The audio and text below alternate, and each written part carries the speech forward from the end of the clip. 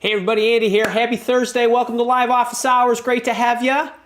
If you're here with me live, get in the chat, say hi. Let me know who you are, where you're from, what you need, what you do. Put some question marks in front of your questions. If you're in one of my programs, let me know that too. I always love to give you a shout out. So great to have everybody. I think everything is looking pretty good here. Got a little green light. I love to see green lights. Green lights. Let's get right into it. I'm spending an hour today answering your questions. I don't have a heavy deck here. I got my thinking cap here, and let's get rolling.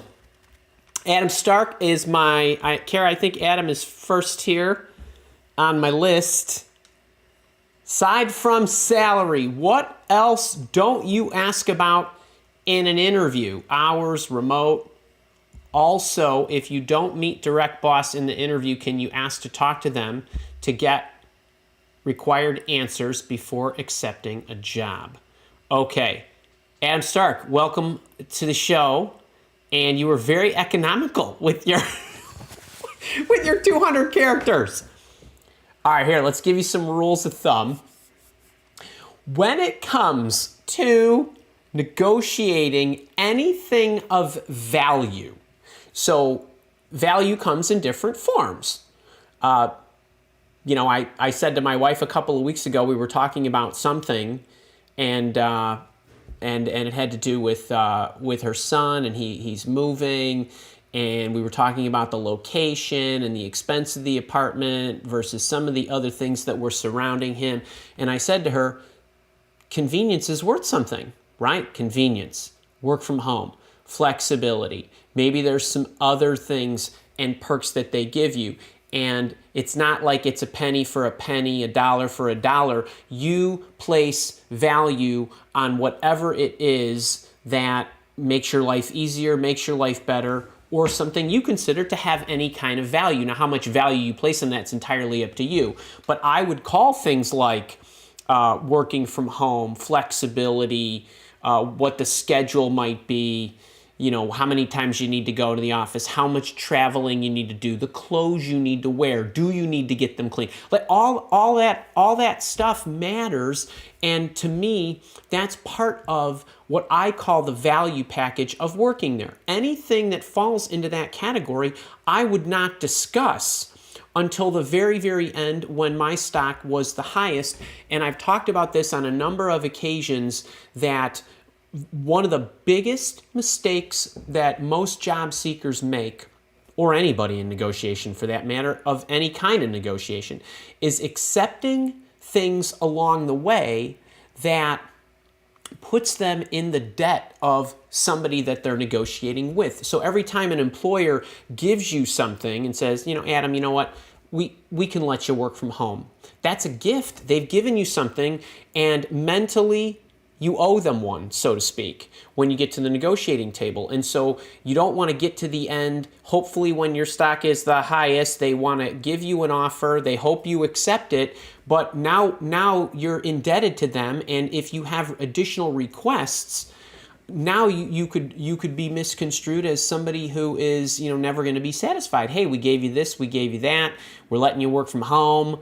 You don't have to travel as much, whatever it might be. So anytime anything comes up related to your value package along the way in the interviewing process, the best thing that you can do is say, you know what? I'm sure we'll figure that all out at the end. And you move everything down to the end so that when you make your requests, you lump it all together, you ask for everything at once, and you actually not only increase the likelihood that you will get it, but you also haven't asked for anything yet. So you don't owe them anything as well, so you're not starting in a hole. So that's something that I would think about. And if you are not sure, I actually did a live session that we also clipped out, and we created a financial checklist for you of things that could go into what I consider to be that value package, but there's things even beyond that, like your flexibility to work from home, some of these other things that are not necessarily monetarily assessed or similar for everybody, right? It's not, hey, here's X dollars. It's how much do you value not having to go into the office so you could pick your kid up after school or whatever it might be. So you might want to check that out. Just enter financial on my YouTube channel and it'll come up. And then if you don't meet with your direct boss in an interview, can you ask to talk to them to get the required answers before accepting a job? Not only would I request to do that, I would never, literally me, ever take a job if I did not have the opportunity to meet with my boss, who I was going to be reporting to. 4 out of 5 people quit their job because of their boss. I suspect it will always be that way because people quit people before they quit companies. And if I cannot get along with the boss, or I don't like his or her style, or we don't gel, I'm not taking that job, no matter what. And while I do recognize that the boss and the employee relationship can be temporary, meaning your boss can change, I'm not going to start into a new job knowing that I already don't like the person. So that's my answer on that. That's pretty straightforward, and I would definitely want you to do that. All right, I hope that helps. And give me 1 second to do one last setting here that I should have. There we go. Okay. All right. Let's see. What do we got next here? Kevin Martinez, how are you, my friend? Do you think it's better to send boss hunting letters for published jobs or to focus on sending boss hunting letters for target companies with unpublished jobs? Is one better to focus on more than the other? Here's what I would say, Kevin. All right, couple of things. This is a fantastic question. I don't consider the job. I consider the company. So I literally do not care, not one iota, of whether there is a published job or not. So my job search, the Andy LaCivita job search, is not driven by open positions. Number one, and I've talked with you about this on many occasions, most job opportunities are not publicized, maybe less than 20%. So you got 8 and 10 opportunities that are out there that companies are hiring for a variety of reasons. They're creating new positions. They just weren't advertised yet. They're letting somebody go. They want to swap somebody out. They're creating a new position because they've seen you and now they can't unsee you. They're looking at the possibility. There are so many reasons why there are opportunities that are out there that you will never see. I'm not going to limit my field based on what the world is telling me is available. But that's an aside to the way I want to navigate my job search is who are the companies that I want to join. And that's how I drive my decisions. I don't drive them on open positions. If that's a company I want to join, do they happen to have an open position? Great. If they don't, doesn't make any difference to me. I'm sending my messages. So I'm not going to say, well, you should do 50% of these and 50% of those. No, make your target company list, and however it shakes out, it shakes out. You go. The one thing you got to remember, when you send a message to a boss where there is no publicized opening, what also don't you have? Any competition whatsoever. So if you're sending a message directly to a boss or even a recruiter for that matter, they're not getting resumes from other people because the only people that do this are the people that watch my channel and a few others around the world, right? So think about that. There's virtually no competition, so you have a great likelihood that the boss will open your email and look at your resume.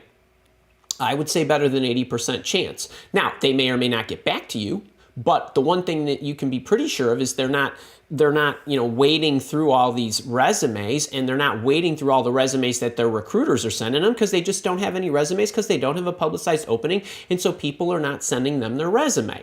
So think about that. So I don't even think about, is it open, is it not? I think about, is that a company I want to join? Can I find a boss? I'm sending them a message. That's it. That's as far as I go. And then if I do notice that there's an open position, then I'm going to use the boss hunting template, Kevin, that I've given you that is aligned to an open position. And then you have the boss hunting template that is aligned to if there is no job opening publicized. And Kevin, since you are in the job search bootcamp or you're in the coaching program, you have the boss hunting Bible, which not only has that, it has all the instructions, all the all the how-tos, all the why you need to do's, and then what the templates are, and then when you send them, what the 10 or so popular responses are from the bosses, and then what you need to do in response to their response, whether it's a rebuttal or whether it's a, hey, let's get rolling, or whether it's a, hey, you need to talk to so-and-so, or whatever the case might be. I've given you all the templates for that too. Use them in good health. Elena, my leader, how do? Andy, in many organizations, there's increasing attention toward employee well-being and work-life balance. However, workloads seem to be constantly high. How to address that? Okay, so wait. Now these are a couple wait. Yes, what you say here, you speak the truth. Okay, so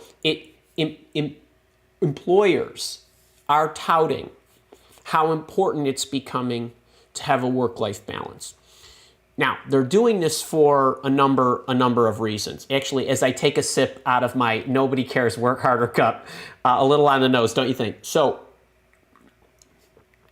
I think there is a shift in the way the younger generation, so those in their 20s and 30s, as they enter the workforce and the world that they've grown up with, and what that means for them in what they like in the way they work.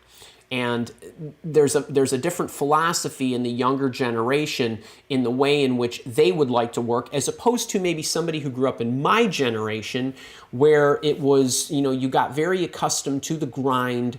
That's the way it worked. That was the way the world was structured. We have a lot more opportunities now. The combination of the way that the world works today with the internet, how easy it is to set up a business, how many more small businesses there are these days that provide a lot more flexibility and work-life balance and more freedoms, combined with the way the younger generation, so the folks in their first couple of decades of working, that is younger generation to me, the way that they want to work, that combination has really caused a shift. And then what's accelerated that shift is what we've all been through in the last 18 months or 2 years with the pandemic. You converge all these things. I don't want to call it a perfect storm because these things have been brewing for a long time. But yes, employers are altering the way they go about working and trying to provide better work-life balance. What I truly believe is that they're actually trying to provide more flexibility. I don't really get the whole work-life balance concept, meaning, it's you're with yourself 100% of the time. You're either working or not working, and then how you spend your not working time is entirely up to you, whether you're training yourself, whether you're spending time with family or friends, or walking your dogs or whatever. Now, balance in, one person's work-life balance means, well, I only have to work 40 hours, I could shut my work down, I don't have to do anything after 5 p.m. in the evening or on the weekends, and that to me is work-life balance. Other people think work-life balance is, I'm happy to work 60 hours a week, but I don't have to go into the office, and I can save myself the commute times, and then I could start my dinner right at 6 or whatever it is, and that's work-life balance to me. So not everybody has the same definition, and not everybody has the same need. Now, the other thing that you have to combine that with is the world moves faster because we're on a 24/7 schedule. Do you think that all those people that are in the Mile Walk Academy, that are in all those different countries, on all those different continents, that are in different hours of the world, I have a small business. People put stuff in at 2 a.m. my time, right? And so, my business never really shuts down. I'm support guy on the weekends, right? Kara's working during the week on the support queue. I'm working on the week. So we're doing everything we can because we run a 24/7 business, and this is just a microcosm of what's actually out there. So depending on the type of work that you're in, depending on the level of responsiveness that you have, depending on how your deadlines are set, all these things can be conflicting. So you have to, vet that out for yourself. Now, you have to decide where you are in your life, what you want, what's important to you. Do you need to shut it down? Do you need that kind of job where, work is work and play is play? For me, I like work and play to be seamless. But, how how you address that is entirely up to you. If you're asking me how do I question that, and how do I ask employers if what their work-life balance is like, we actually just did a session on that not too long ago about, and I can't even remember what the title of the show was, but we just did it a couple weeks ago, where I talked to you about how to ask questions in a job interview. And it's on probably in the live streams on the YouTube channel. And I talked about how you actually question employers to get at their behaviors. I consider their viewpoints on work-life balance, or the way they set deadlines, or the workloads that they give their employees, to be part of the cultural descriptor of the organization. So I would check that out, and it's something we just did a couple of weeks ago. But basically, how to ask questions in a job interview. It was, but it's on the live streams. So check that out. Watch the teaching portion, because I went through all that, and I would really look at the way I structured some of those questions related to these kind of behaviors. But yeah, I mean, work-life balance is a funny thing. Speaking of life, my mother is here. My mother is my life. My wife is my life. My family is my life, and you are all my life too. Mom, good to see ya. Dana, hey. Jeff, I don't know if you are the Jeff who sent me the birthday card. We have several Jeffs, and you don't have your last name there. If you are the Jeff that sent me the birthday card, I did pick it up at the P.O. box the other day. If you're not the Jeff that sent me the birthday card, then, well, that's okay too. Great to have you in the boot camp. Hey, Andy, what if you ask, do you have any reservations about hiring me? And the answer is basically no. I'm assuming you mean no, comma, great experience, enjoyed meeting you, and then get rejected in some form. Okay. Now, couple of things. Jeff is referring to the video that I just released on Tuesday on my YouTube channel, where I talked about the question you need to ask at the end of the interview. And let's level set this group here for a second. It's a, 6-minute video or so that I put out on Tuesday. If you really got ants in your pants, you can fast forward through the first 4 minutes and go right to the part where I tell you that you should ask them, do you have any reservations about hiring me? Now, I don't want you to do that in a 15-minute phone screen. I don't want you to do that in the first little interview where you've got a text screen, something like that. It's something to be reserved as you get into the process and you spend a little more time with these folks. Now, when you ask that reservation question, the reservations comes in one of 3 forms. They either made an assumption that was incorrect because they didn't get information that they needed from you because they didn't ask for it, you didn't tell them. They made an assumption that perhaps you didn't have the right skills or experience that they needed. That's a misunderstanding, in which case, if it is a reservation at the time of the close of the interview, you can now clear that up. If the reservation is something that you spoke about with them and they misunderstood it, so they had a gap in information, that was first, or they misunderstood something you said, you can actually clean it up. Say, well, that's not what I meant. Well, actually, what I was getting at was. But the third form of a reservation is an actual reservation that's legit, meaning I have a reservation that you haven't managed a team this large before. It's not to say it's insurmountable, it's just a reservation. Now, we might be able to overcome that. In your case, you would want to dampen that and talk about why you would be able to handle that, or make a better argument, or whatever it might be. Now, if they don't have any reservations, there is a possibility that they don't have any reservations, but that someone else in their process is actually a better fit. In my estimation, if I don't have any reservations about hiring you, and I'm ready to go, then the only way you would not get the job is if I decided not to fulfill the position, if I decided to delay it, or if I decided to hire somebody who I felt was stronger. So I might not have any reservations about you, I just might like this other person even better. So that's the case. Now, here's what I would say. Jeff, if that happens, and they didn't have any reservations, and you felt that you really hit it off and they didn't have any reservations, then I would ask the recruiter in this case, or the hiring official, I know you mentioned you were pretty comfortable with me, you didn't really have any reservations. Is there any reason I didn't get the job? And my guess is they would likely tell you one of those three things. If that's the case,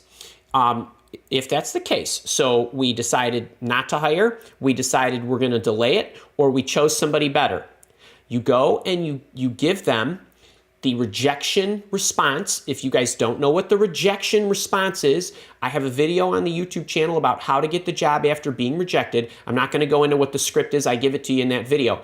You tell them that, you send them that, and in that email to them, you're going to say, okay, thank you for letting me know you decided to not fulfill this position. If you change your mind, I want you to know I'm very interested in reconnecting.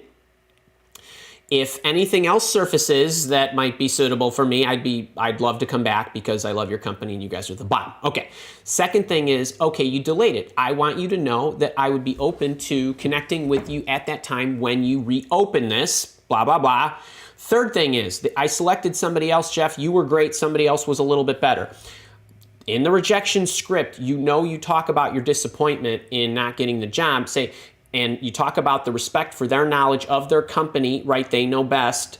So I'm not going to go into the whole script, but we point to these things. Say, I really hope it works out with the person you chose. If anything doesn't go the way you thought, I'd be open to reconnecting. Or if you add people to the team, I want you to know that I would be open to talking with you at that. What good can I make of this at this time, and what is the best response so that I can plant the seed today so that I might be able to circle back with them in 30 days to make sure everything went the way they thought it was going to go, when the likelihood of it going the way they thought it was going to go is probably 50-50. So you are trying to fill all that in. So to answer your question, this, Jeff, is a great tack on to the video that we just released on Tuesday about, do you have any reservations about hiring me, and answering that at the end of the interview. This is a great follow-up to, if they don't have any reservations about hiring you and they don't hire you, what's the likelihood or what likely happened, and what should I do? So I wish I could put that title in YouTube. Maybe we'll cut this up for you and dump it out on the channel as well. But that's a great question. Awesome follow-up to what I put out on Tuesday. And by the way, back there, boop, right there behind my little watchful eye and the Think Pink and my markers and all that other stuff, the interview intervention book, on page 79, I go into some of this about the reservations question in the closing time chapter. And that book right now, still as I sit here, is still only $7 for the envelope and the service fees. So I'll ship it to you anywhere in the world. You get that. You get the ebook, you get the audiobook, you get some other goodies and all that good stuff. So I hope that helps, but grab it while it lasts.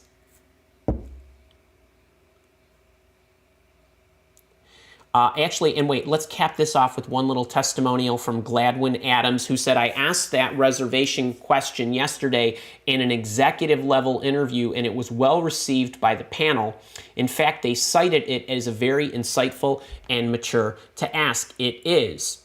And somebody from Hungary on my YouTube channel said, I think her name was Julia. Julia, if you're out there, think I don't remember this stuff. She said, in a polite way, that she wasn't sure that the question that way would work in Hungary, or it might be off-putting. And to that, I responded to her on the YouTube channel and said, what I share with you guys are my recommendations and my guidelines and my templates and my tools. They are not to be implemented without thought and adaptation for your situation and your culture. So what I said to her is, perhaps she could use something along the lines of that, the theme, and soften it up if that was what she wanted to do. And you could always go with something like, based on our discussion, do you see any gaps in my background related to what it is you need in the hire, or something like that, just whatever it is. However, the one thing I do want to caution you of is I don't want you to play around with the negativity of the question, meaning You need to ask the reservations question so that you elicit a negative response, meaning you need to know if there's anything they're holding against you. Okay, so you have to pin them in the corner because that's the way you get that exposed, and then you can squash it. As opposed to, what do I mean? What's the antonym of this? Well, how do you see me fitting? Do you see me fitting in the organization? That's the opposite. You went into the positive direction there, and their reaction could be, well, sure, I can see you fitting in here. Stop thought. But I can also not see you fitting in here, right? So you're not getting what you need with why the question was designed. The purpose of the question is to elicit any misunderstandings that you can correct, or any gaps in questioning that you can fill in, or if they do have a reservation, you can dampen it. As I went back to the three different types of misunderstandings or reservations, I should say. So keep that in mind. I know that was a little kind of roll around there, but I do think that those are great follow-ons to that. And I appreciate Jeff's question and Julia's question on the YouTube channel. Very good stuff. Very good stuff there. Tony P., good to see ya. Dana, how are you? Tips, pep talk to get out of your own way. I use a formal format for boss hunting letters. Company address, person's name, and exact title. Should we be doing this? I believe you just entered this question into the Mile Walk Academy system, and I have not gotten to it yet because I get alerts in my email, and then I go into the system a couple times a day. So, Dana, to you, this is not the issue. The format of the letter is not the issue. It's okay to put a cover letter together in an elegant, executive, formal style and attach it, no problem. I wouldn't do that in the body of the email. I wouldn't make your email look like a formal letter. You could use the text inside the templates as part of your email, but I wouldn't address it, company name, person, this, that, the other thing, signed sincerely, Dana the Fabulous, and all that good stuff. And by the way, I was going to save this announcement. Well, I guess we're down and around the half hour. But Dana, for you and for everybody else, next week, Thursday and Friday, I have live shows. Thursday, we're in the live office hour slot. In the live office hour slot, right now, 7 days from now, I'm going to be teaching some life lessons that will help you get in motion, get over the fear, get directed, and this will save you a lot of heartburn, and it'll save you a lot of time, and it'll save you a lot of agony, and it'll help you get out of your own way if you do what I tell you to do on Thursday. On Friday, I have my monthly leadership coaching session with my leadership coaching members. So it's a once a month, it's literally about every 4 weeks we meet live on Zoom. I teach my latest strategies, tactics, and tools for developing your career and living a fulfilled life. It's everything related to lifestyle and wellness, organization, career development, building relationships, organization and productivity, goal setting, all this other stuff. So I have the job searching curriculum, and I have basically the career development and life fulfillment curriculum. So get the job and then do very well in it. And so on Friday, I'm meeting with the leadership group, and we're talking about a 10-point formula that I have used just to become the best at your trade, or if you prefer, becoming the best you can be. And I'm going to give that to you on Friday, but that's to people who are members of the leadership program, and that's a monthly subscription or an annual subscription. You can try it out. You can jump in for a month, check out the whole vault and library and all that. Maybe Kara, maybe drop that in the chat, the link to the leadership program. But the Thursday session is free, and the Friday session is a premium session. And there's different enrollment options, and you can check out. I mean, it's pretty inexpensive to be part of that program as far as the value that you're gonna get out of it. So more for you next week. Hi Cornelia, how are you? Great to have you. And baby girl, what's up? My Canadian friend.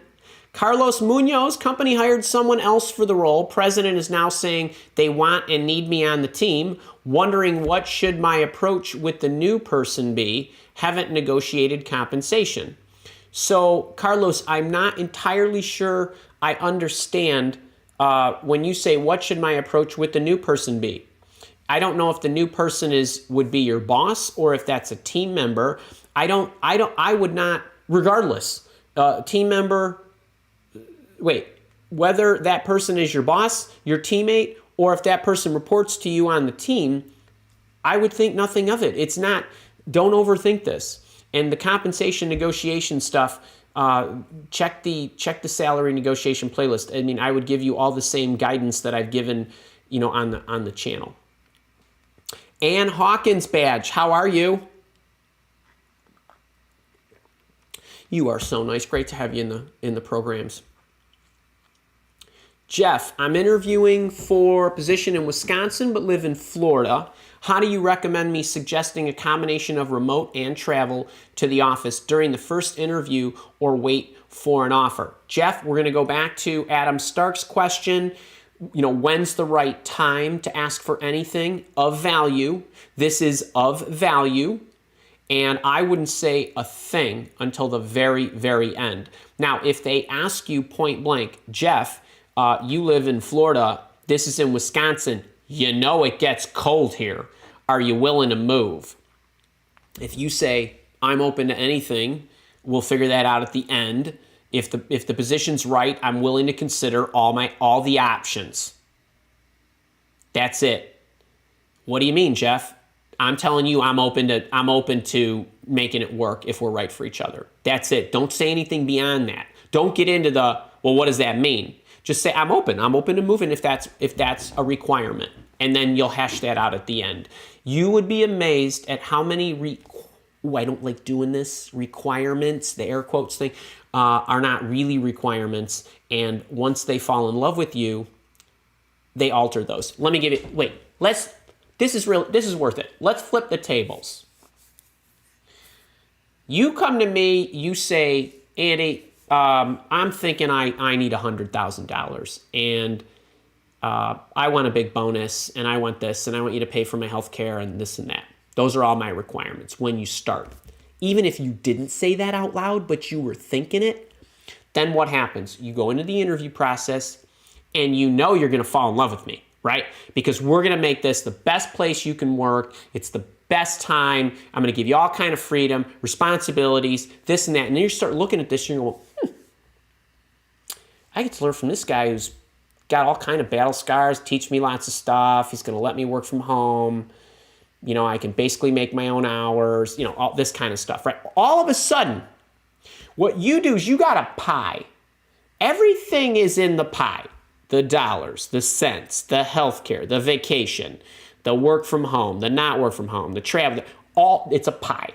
And what happens? It's 100%. That's it. Everybody would get 100%, not 110, not 101, you get 100. Then what happens is, all right, when we're done, after we negotiate, you still have 100, except that the dollars might have went bigger and something else might have been sacrificed. I'm willing to take an extra 10K if I have to, I need an extra 10K if travel's going to go up or travel's going to go down or whatever, right? If you're going to pay for this, I'm willing to sacrifice that. That's what you do. That's what employers do when you're going through the process. And so it's incumbent upon you to get them to fall in love with you so that they're willing to move the pieces of the pie or increase pieces of the pie. So imagine a pie chart. That's what they're doing. They're just sliding the ends of the pieces of the pie. They're cutting bigger pieces or smaller pieces. So that's what you do. Mike McGreen, how do, and Jim and Julie. Oh, look at all my boot campers right there. That's so great. And Shannon from Virginia. Hope you're doing well. Manith, how are you, buddy? I was chatting with you on YouTube recently. Hope you're well. Tom Phillips, my boot camper, and Cornelius got a question. Have a 20-minute Zoom screen interview with a search committee who will have their cameras off. What should I focus on? What will they ask in such short time and so many people? Cornelia, this is a great question because I have absolutely, literally no idea why they would have a 20-minute screen and put a search committee. Not committee could be 2 people. It could be 5 people. So I don't know how many people there are. I don't know why they'd want to do it on Zoom with their cameras off, except that they might be wanting to record it, and that's the platform that they have available to record. I have no idea. And if it's a screen, I would make the assumption, and I would prepare for just like it was a screen with one recruiter or whoever it is. You said it's a search committee. I don't know if it's corporate people, meaning you're dealing with the recruiter and the HR person and somebody who's a representative from the actual company you would be joining, or if this is an executive search firm who's got a couple of people who are talking with you. I have no idea what to tell you other than I would prep for all the basic stuff. 20 minutes is nothing as far as what they can get from you. This has got to be super high level stuff and highly inefficient on their part. One person could talk to you for 20 minutes and get what they need. So just keep that in mind. How you doing, Christina? Catherine started a new job in March. Direct supervisor quit in June. I inherited all of her projects, more responsibilities, working long hours to keep up with the workload. I want a raise. How do I ask? You know what, Catherine? I wouldn't overthink this. I think you just take that chat there and you verbalize it to them. Say, hey, look, you know what? I've been doing these responsibilities for my boss for what, like 3 months, give or take, maybe, right? For 3 months, which I'm happy to do and thrilled to get the opportunity to learn. I'd like to know if this will continue. So one of the things that you want to do is you never want to go to them and say, I'm doing this job, I want a raise. If they say, Catherine, this is temporary, we just hired somebody, you're going back to your normal responsibilities, right? In any negotiation, if you really think about all the direction that I give you, it's always about asking all the questions first to make sure you have no unanswered or inaccurate assumptions.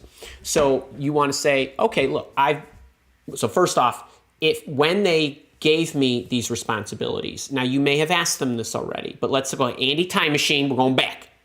Going back to the beginning, we're going back to June. Supervisor quits. They say, Catherine the Great, you're in. Wonderful. Hey, I just wanted an idea. Is this something you want me to take on temporarily? Do we have a plan to replenish, backfill, use whatever term you want, my boss? Or is there an opportunity for me to prove myself? I would have went through all that right then, instantly. Okay, so let's say you know that or you don't. Either way, so now it's 3 months later. Go back to them and say, now, if you know and they told you that, now you want to confirm that. So is it still our plan that you are looking for somebody, or have I done enough to prove myself that you might blah, blah, blah, want to move me into this? So you got to reconfirm. If you had a direction, you need to reconfirm the direction before you ask for the raise. If you didn't confirm initially, it's okay. What's done is done. You go to them now and say, hey, look, I've really been thrilled to have the opportunity to do all these extra things. And while it is more work, I'm getting this great opportunity to learn all these things, blah, blah, blah. And I've developed these skills. I want to know, is our plan to stick with this format where I'm going to continue to do this? Stop. Let them tell you. If they say, Catherine, Ginger's telling you, hey, go with that. So, okay, we're going to do that. Great. If we do that, would you consider adjusting my compensation based on these new sets of responsibilities? Question. Stop. Right? That's what you want to do. And then, okay, Catherine, we have no intention of doing that. Now you make your argument. Okay, but when you hired me and you paid me the salary that's $80,000, the assumption was these are the things I'm doing. And while I genuinely appreciate all these additional responsibilities, but if I'm going to continue to do this, there's a tremendous amount more value, not to mention I'm working a lot more hours. So I just want to make sure that I'm being paid fairly with my contribution. If you're not going to do that right now, is there a time throughout the year where I'll be given the opportunity to get promoted. If so, when will that be? So like, is it, at the end of the year? Is it December? Is it next, March? What is it? So you want to have that dialogue. And it doesn't need to be overly aggressive. These are very fair questions. Now, it's 3 months, 12 weeks. Okay, so that you're talking about, if you got 12 weeks, you got 60 days that you've been doing this job, right? 5 days a week, give or take. It's not a really long time. So they could just be seeing how it goes, evaluating it, and maybe they are going to give you a raise. Maybe there is a protocol in place, or maybe there is a couple times throughout the year where they do reviews or whatever. But that's how I would bring that up, and I would ask questions before I make a request. So that's how I would handle that. And that's basically how I would handle any salary negotiation, by asking questions. Actually, I'm wondering if I want to, you know what? I'm going to give you a little something extra here. Okay. So I don't know that I've ever said this way to this group. Meaning, I don't know that I've ever said, I've not said this publicly anywhere about when I think about negotiating pay raises internally. And I've given you kind of snippets of how I think conceptually about salary negotiation and different tactics and techniques. But you need to think about stuff in 5 pieces. All right. So there's the primer whenever you're discussing something with somebody like this. Let's just assume this is salary talk. But, I want to make this work, and I believe that we will, based on what I've seen and so on. So let's say you're getting your promotion, your number, your salary, your new job offer, whatever. There's a primer that puts them in a welcoming position. And if you are wondering why primer is a proper term, and priming somebody in a discussion moves their emotional state to where you want it, which is, in this case, in an open and welcoming view. You don't want them defensive, and you want them to open up the kimono, so to speak, right? So, okay, so I want to make this work. I'm sure we will, all that good stuff. So you don't have anything to worry about, right? The second thing is you want to acknowledge that you understand their viewpoint. So in your case, Catherine, now what you're doing, naturally, this is not an affront on you. Your reaction as a human is, I'm doing more, and we've never, none of us, had an experience that we were not at the absolute center of, right? Meaning the world in our experiences, especially in these experiences, is revolving around us. And the world that's revolving around you, Catherine, is I'm doing more work and I'm not getting paid more. Now, I want you to take yourself out of the equation for a second and now put yourself in their shoes. I'm in a lurch, man. Catherine's boss just left. What am I going to do? What's my best course of action right now? And what's my best course of action long term? And so on. And so if you intercepted your thoughts for a second, and you think about them and acknowledge it and say, you know what, I can't imagine how difficult it is to immediately lose somebody, especially after I just started, and especially it being a surprise. I feel for you, right? I understand your viewpoint. You're acknowledging they want to do this as smartly and as economically, and I don't know the backdrop of why that person left, but maybe they made a mistake and they're nervous, and maybe they don't want to hire somebody right away. Maybe they do want to give you an opportunity. Maybe this is the safer route. I could tell you as an employer and as a recruiter, having the wrong person in the job is way worse than having no person in the job. It's true. Okay, so now you want to say to them, part 2, I know how you feel. I get it. I understand. I've looked at this from your standpoint, and I can only imagine how frustrating that is. Okay? Third part is go to your value. But I'm doing a lot of stuff. Now you make the value argument. I'm doing this. Here's what it means. I'm doing this. Here's what it means. You're only paying me $80,000. This is a $100,000 job. right? So what's the plan here, right? So that's the third part. And then the fourth part is, I'm doing this job. I'm doing like 2 jobs. My job, 80. This job, 100. That's 180. Could you imagine if I wasn't here, how much money you would have to pay for these 2 jobs? Okay, now it's not 80, it's 180, right? So now that's what's called a juxtaposition. So you're getting them to look at it differently. Now it's like, oh my God, right? That puts it in perspective. Like when I say my leadership program is only 81 cents a day, because it is. What do you pay for that coffee? Right? That coffee, that latte, buy you 10 days in my program. Right? That's totally, you don't think that way. All right, but now it's like, holy smokes. I'm getting 180,000 worth of what cost / value for only 100 if I give her 20 more, and she'd be happy and I'd be happy, kind of thing.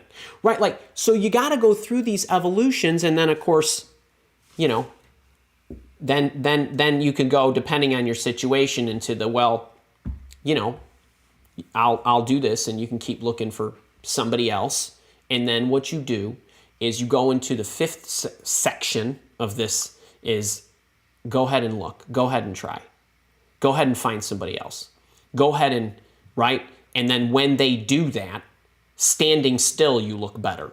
Meaning, dang, well, Catherine's already up to speed on all this stuff. Why would I want to hire this person? I mean, this is like a crapshoot, right? 5 pieces right there. Those are considerations when you get in a situation like this. By the way, I am going super deep in November. I know that's a couple of months out. In my leadership training, we're going to be talking about negotiating pay raises. So we're going to go really deep on these on these kinds of lessons. So it's you know, if it's something that you want to consider, it's a great time to be doing that. But Catherine, these are I'm always trying to give you guys different ways of looking at it, so something clicks or something registers, or you find that tactic that works for you or your situation. So I know I really went on there, but that's a pretty good way of looking at it. So I hope that helps you, and I hope everybody benefited from that, because you all should be negotiating like crazy right now. I mean, employers are. I just got an email like a few hours ago from somebody in my boot camp who's got. I got to reply back to him now, but it, you know, just a huge raise because of what he did, and this is happening day in and day out, not just week in and week out. Julie Anderson, what's a good word? Best way to reference education. I attended college for a short time, no degree. I do have several professional development courses and certifications. So, Jules, if you are, you know, you're a seasoned person, you put the education at the bottom, and you can put education. And if you have attended college for a short time, I don't know what a short time is. I don't know if that's 1 year or 2 years or 6 months, but you could put the college, whatever the name of the college or university or JV or whatever it was, or JC, I should say, and then just put, you know, attained X credits of course curriculum in, attained X hours of whatever, if you want to do that, in whatever the studies were. And then, you know, certifications, list them, and that's it. But you can, if you have some relevant college experience, you don't put, you know, BS, BA, BBA, whatever, you know, the degree would be. It's just not there. All right, let's see. What do we got here?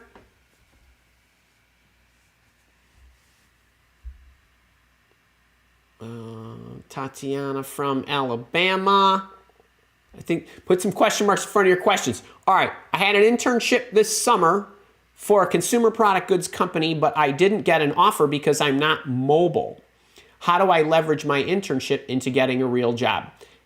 The same way anybody, whether you are a new professional, meaning a recent college graduate, I would I would job search the same way that I've given you for all the other professionals.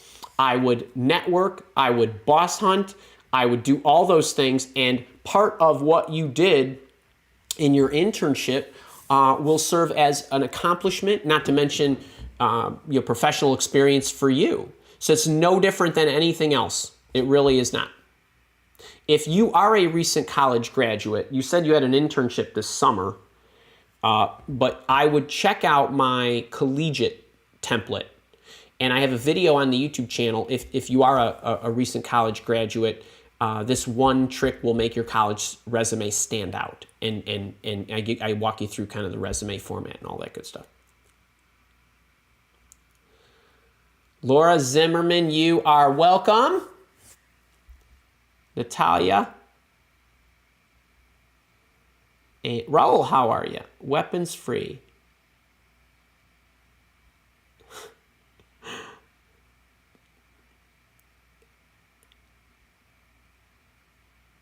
Buzzing on down. Deb, how are you? Aylin, hey. Yes, if you guys are enjoying this, can you click the like button and share it, please? YouTube loves that. I love that there are so many of you here. It's just crazy, even during a holiday, what we're about heading into a holiday week. Got a lot of busy stuff, kids going back to school. Patty, want to try sales, spent 30 years in corporate HR, can connect the dots as far as relationship building, but need to entice them to consider me without professional sales experience suggestions. Okay, first thing, I don't know your background or any of this stuff. It is a very, very unique leap to go from HR to sales, especially somebody who's been in HR for 30 years. So my first question would be, why do you want to do that? And oftentimes, and Patty, I'm not saying that this is why you want to do that. I'm saying oftentimes people think sales is glamorous, there's lots of money, relationship building is fun. Sales is really, really hard, no matter what you sell. Nothing sells itself regardless of what anybody tells you.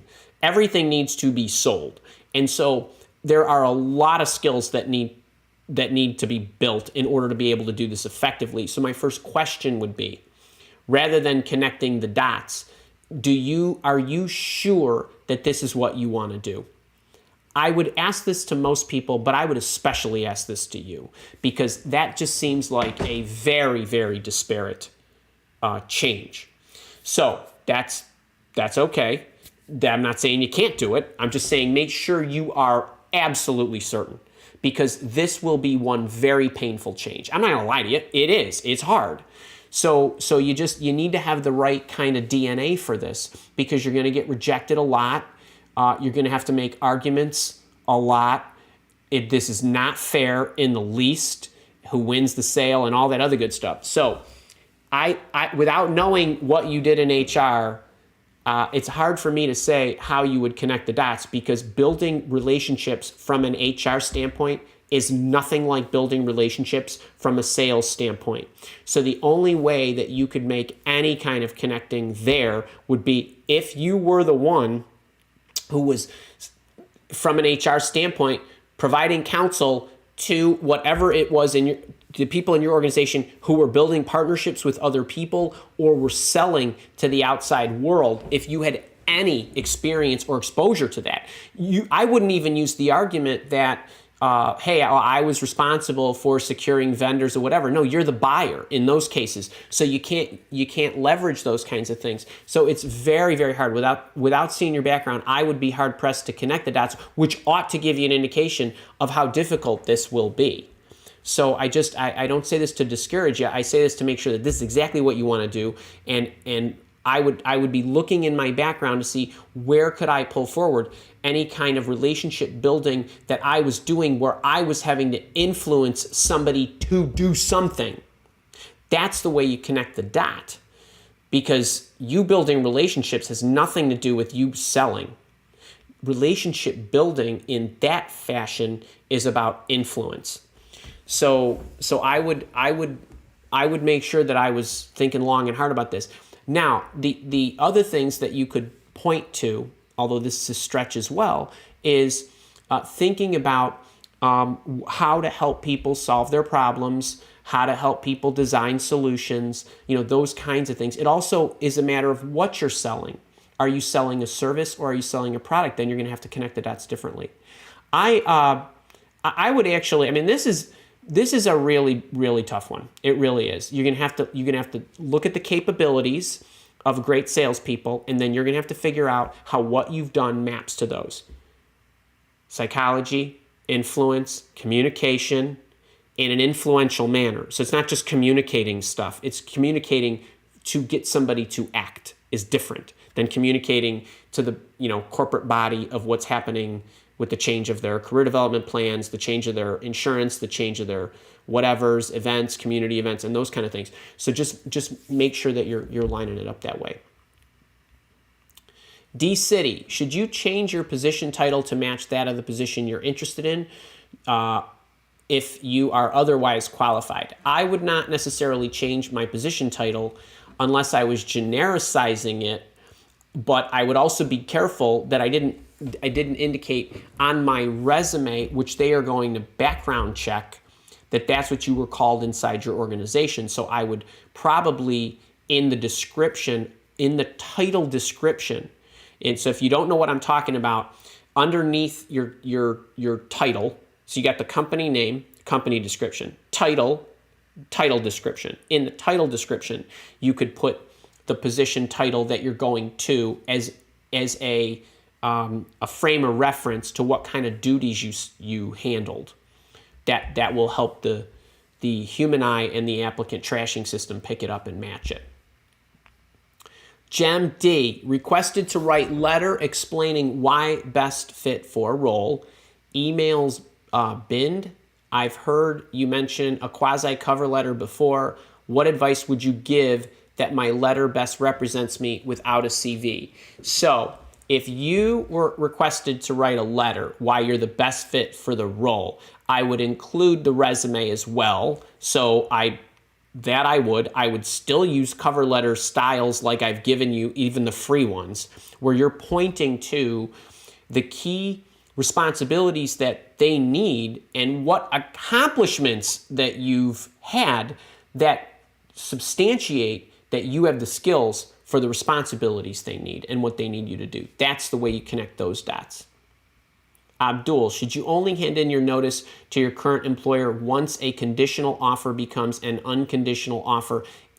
Yes. If yes, your current employer may not give a glowing reference to keep you. Thoughts? So first off,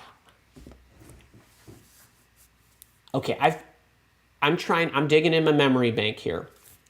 Andy Recruiter Guy, Mile Walk, the executive search firm. We've placed over 600 and some odd people. The only time the current company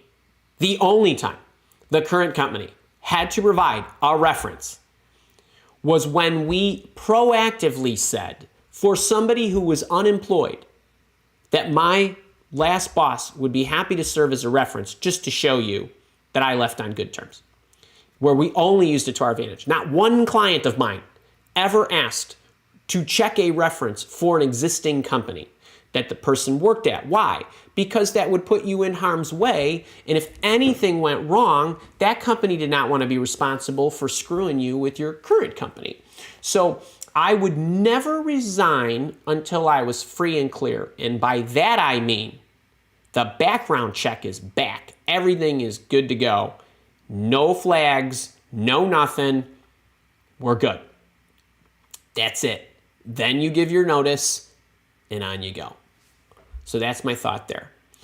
Mike, my boot camper, resume question, just hit the 10-month mark of being unemployed. I have done some contract work and volunteer work. Should I put that above my last full-time position? Yes. Yes, if it's like legit and relevant. Don't put volunteer work. Okay, first off, so wait, you said contracting work. If that's relevant, it goes up top. That's what you're doing. It doesn't matter if you're working 40 hours a week or 4 hours a week, put it up at the top. Volunteer stuff, only put if it's directly in alignment with what you're doing. Give you a great example. Actually, you can check this out because her story, her video of her and me is on the success stories page for my job search coaching program. Her name is Nina.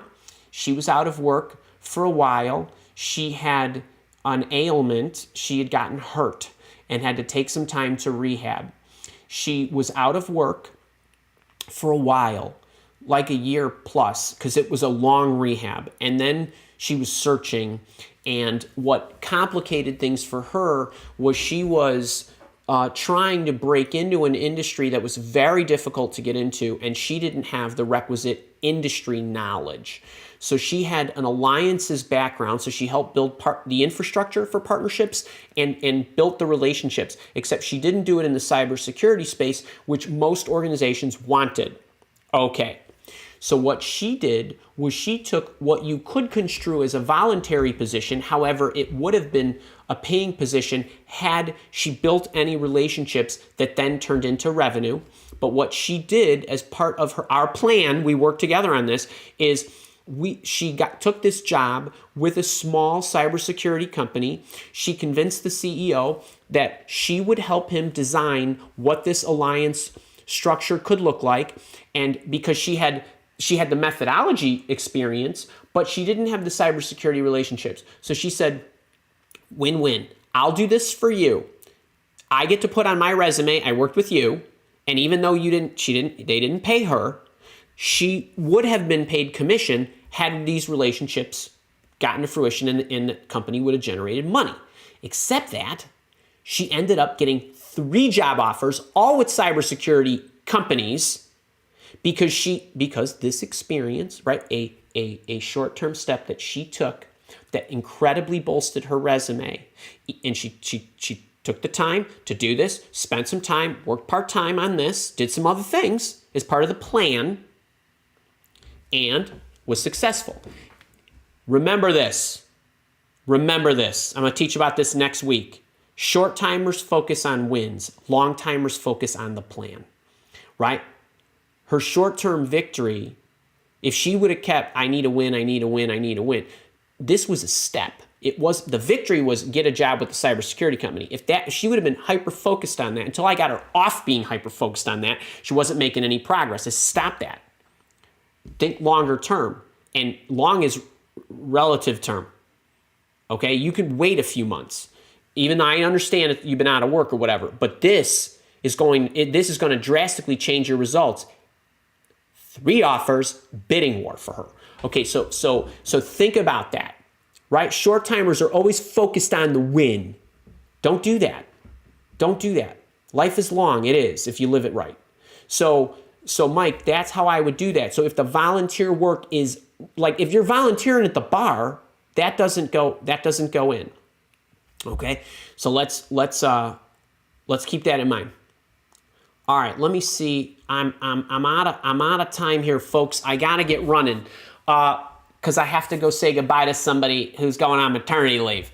And then I got some coaching sessions. But real quick reminders. Next Thursday, I've got a good package for you. Some life lessons, some career lessons. And it'll be along the theme of what I'm going to be teaching on Friday in my leadership program about becoming the best at your trade. Check that out. I don't know if Kara actually popped that into the chat or not, but hopefully she did, and hopefully you have a chance to check that out. But everybody have a great weekend, and I will see you guys in your inbox on Tuesday.